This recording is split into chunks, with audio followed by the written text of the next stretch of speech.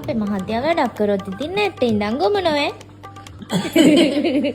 ඇලවිලා නැහැ කියන්නකෝ. හොඳ වැඩේ මම කීවා.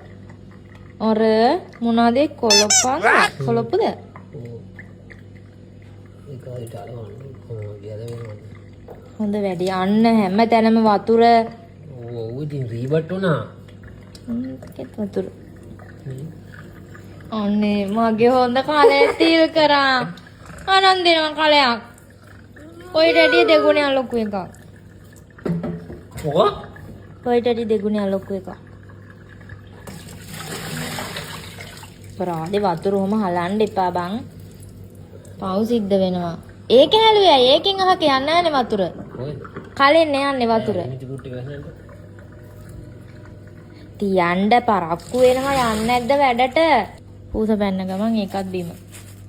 එතකොට බුරුලේතුවකුයි කලයකුයි දෙකක් අරන් දෙන්න වෙනවා යාට. බාක පඬිත වැඩ කරලා මේ වතුර හැම තැනම. වැරදුනා කියන්නේ මම කීවානේ මම කිව්වොත් ඉතින් ආ ඒක හරියටම හරියනවා.